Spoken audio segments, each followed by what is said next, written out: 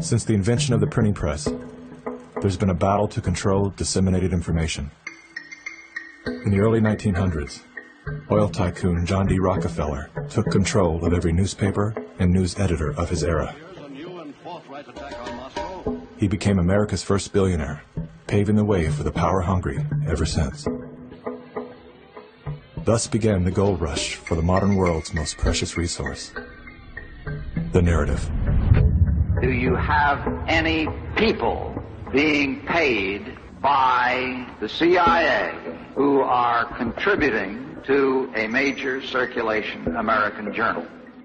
During a Senate committee investigation, it was revealed that the CIA had been conducting a covert operation to infiltrate and control U.S. media.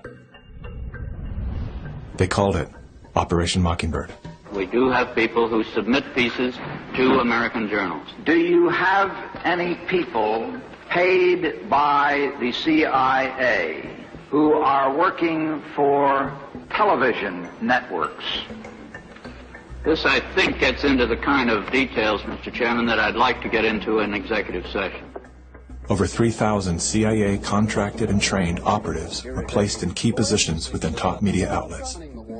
Posing as editors and journalists, these well-paid actors never dared to question the effect of their lives on the world beyond their cozy studio.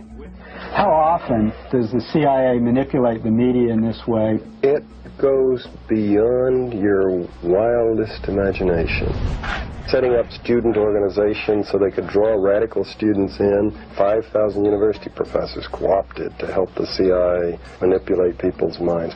Journalists in the U.S., including big-name journalists, co-opted to function routinely to help the CIA put out stories and biases to the world.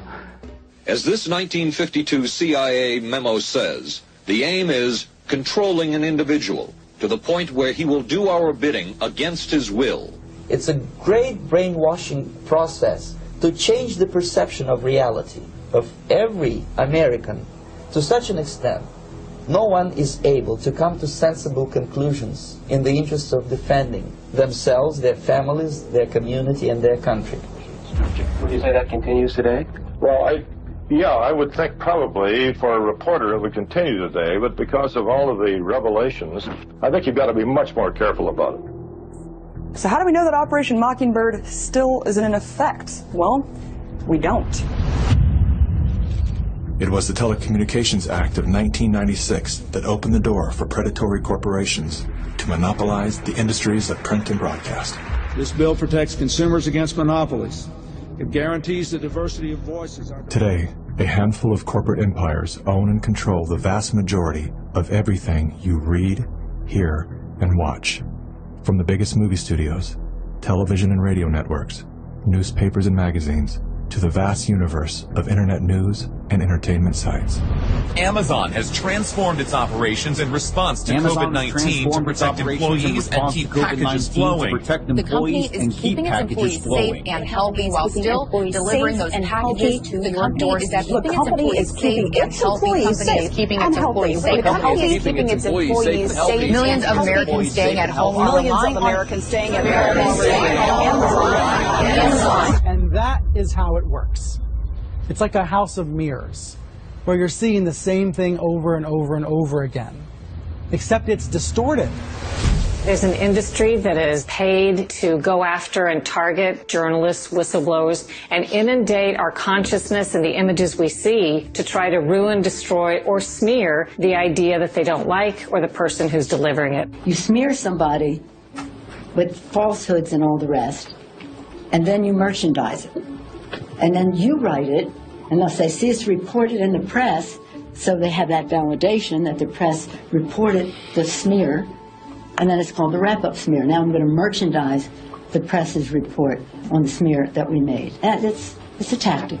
Welcome back, everybody. News personalities are not the only high-paid actors to serve the propaganda machine. Most late-night talk shows are owned by the same corporate overlords, and thus follow the same script, only laced with a laugh. Our main story tonight concerns conspiracy theories. Last Week Tonight with John Oliver featured a skit entitled Coronavirus Conspiracy Theories. Like the claim that the moon landing was faked. First thing to note here is that Mr. Oliver opens with commentary about conspiracy theories that are completely unrelated to coronavirus. This is a standard tactic used by propagandists to set a tone so that anything that follows will be seen through the lens of absurdity. Plandemic, a pseudo-documentary filled with a hodgepodge of conspiracy theories. Mr. Oliver then does his best to debunk Dr. Judy's claim that she was arrested but never charged with a crime. She was absolutely criminally charged. This was not an oversight, but a blatant lie. Prior to the taping of this episode, Mr. Oliver had the official arrest documents that clearly prove that Dr. Judy was never charged with a crime. Mr. Oliver then attempts to debunk the idea that a beach, aka nature, holds any value in boosting our body's natural immune system.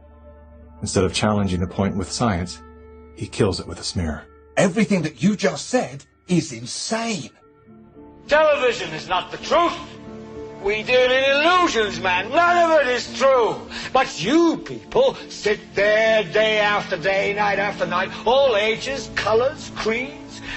We're all you know. You're beginning to believe the illusions we're spinning here. You're beginning to think that the tube is reality and that your own lives are unreal. This is mass madness, you maniacs. In God's name, you people are the real thing. We are the illusion.